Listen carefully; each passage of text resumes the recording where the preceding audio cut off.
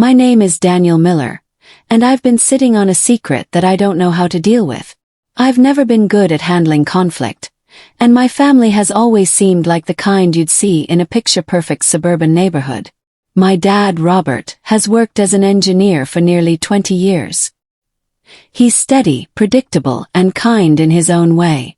My mom, Linda, has always been social, the one who keeps the family calendar filled with barbecues, vacations, and dinners with neighbors.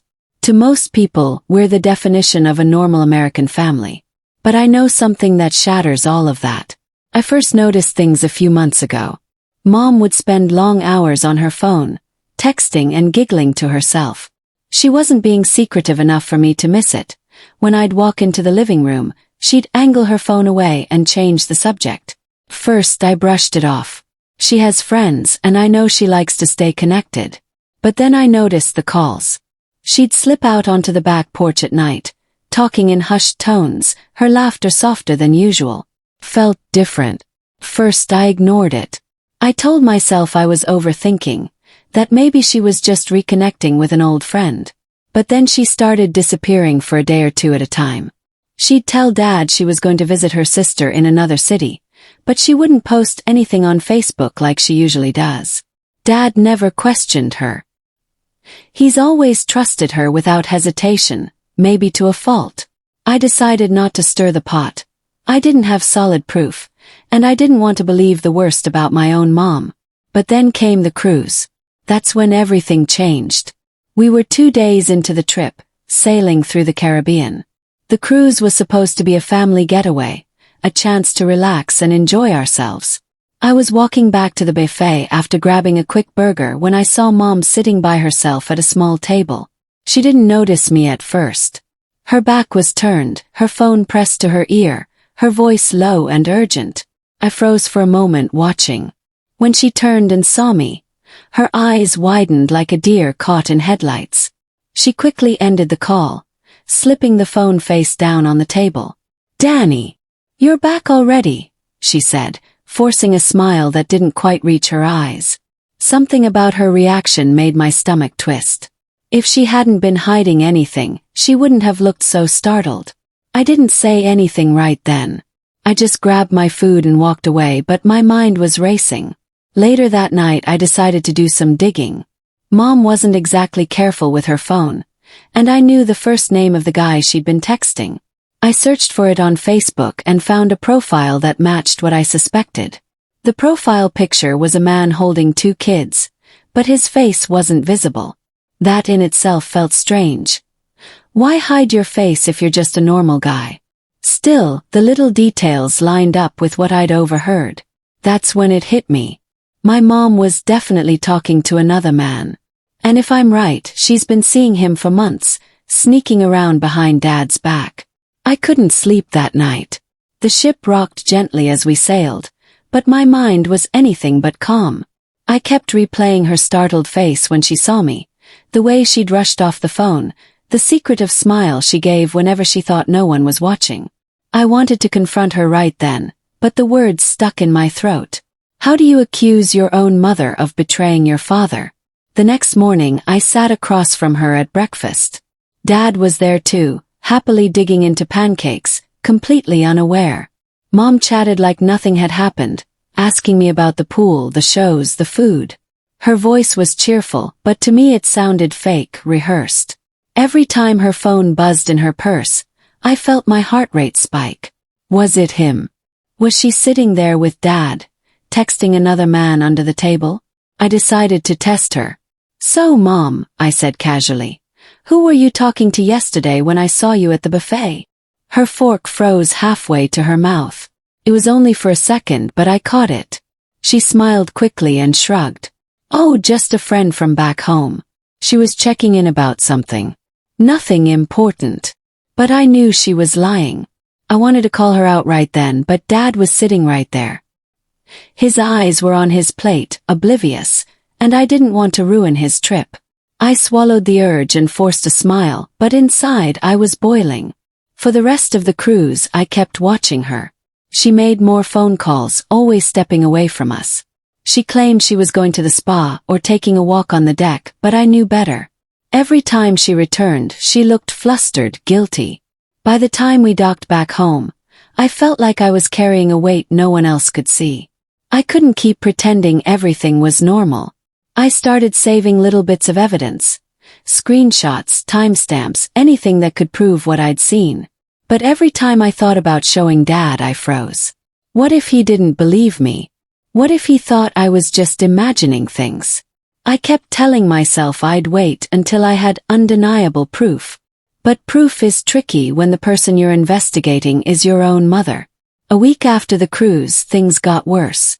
Mom said she was going to visit Aunt Carol for the weekend.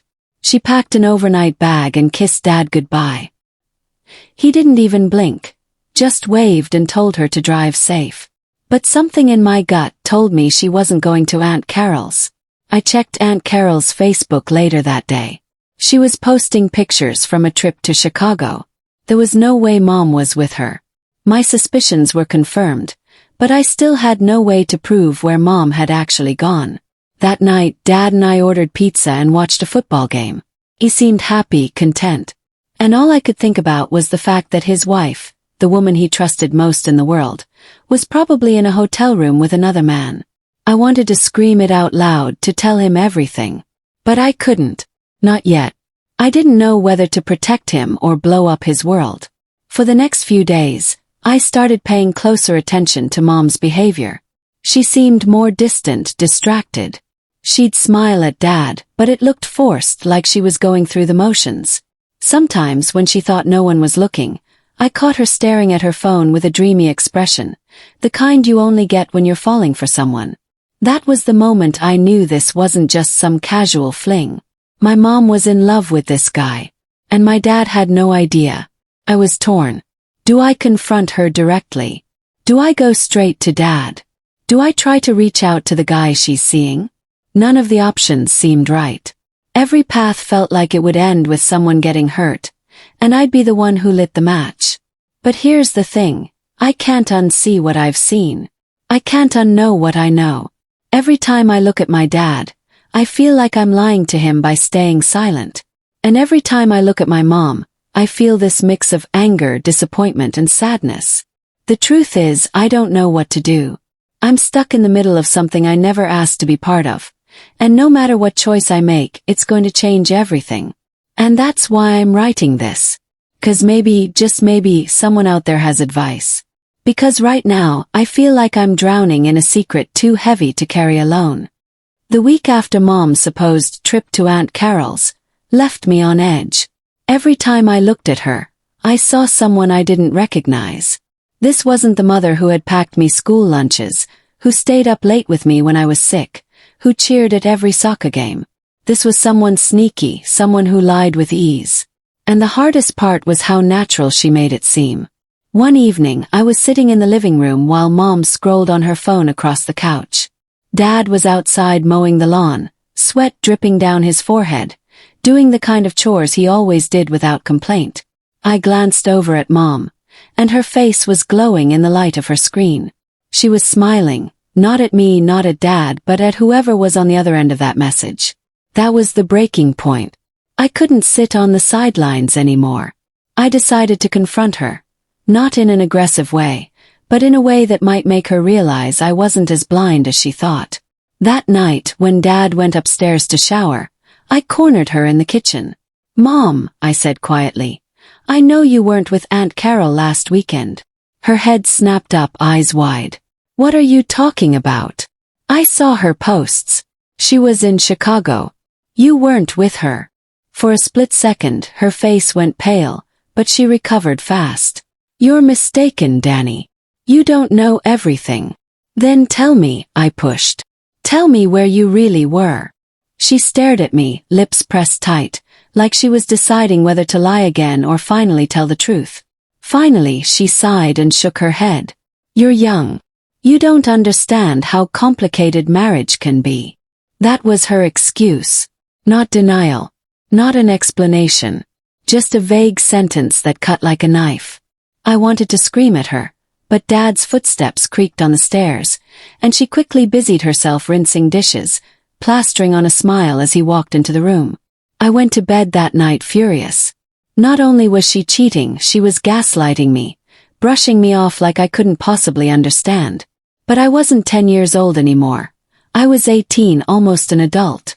I understood more than she thought. The next morning I made a decision. If she wasn't going to come clean, then I had to go to Dad. But how do you tell your father something that will destroy him? I thought about it all day. I thought about how he'd been planning to take Mom on a trip for their anniversary. How he still brought her coffee in the mornings.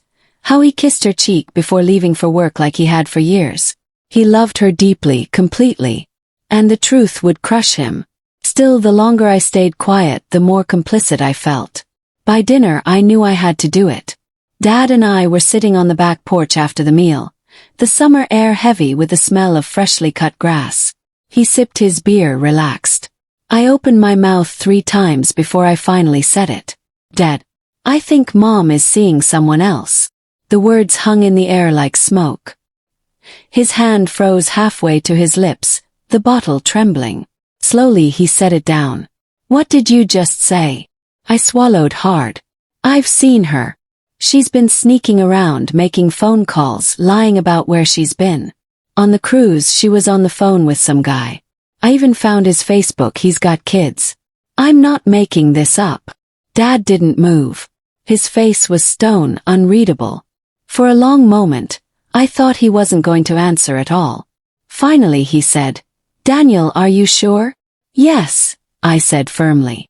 I wouldn't bring this up if I wasn't.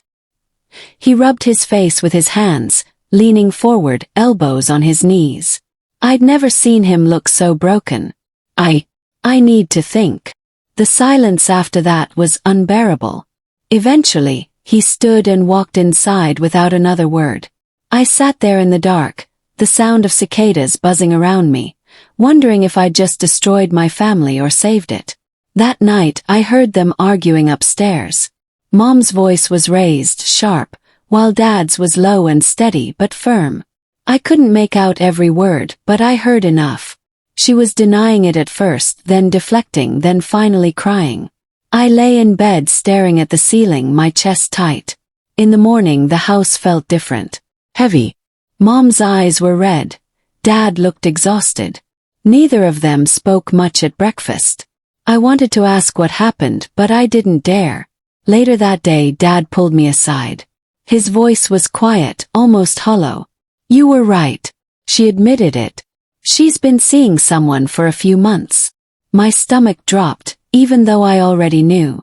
Hearing it confirmed was worse than I expected. What are you going to do? Yes. He shook his head slowly. I don't know. Part of me wants to walk away. Part of me still loves her.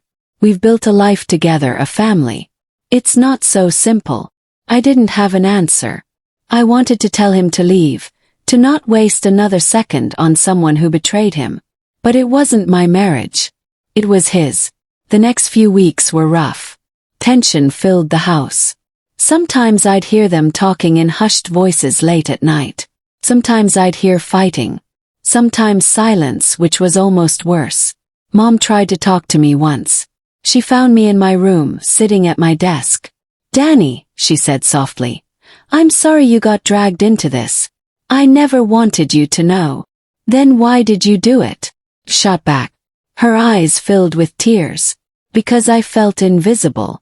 Your dad is a good man, but he stopped seeing me.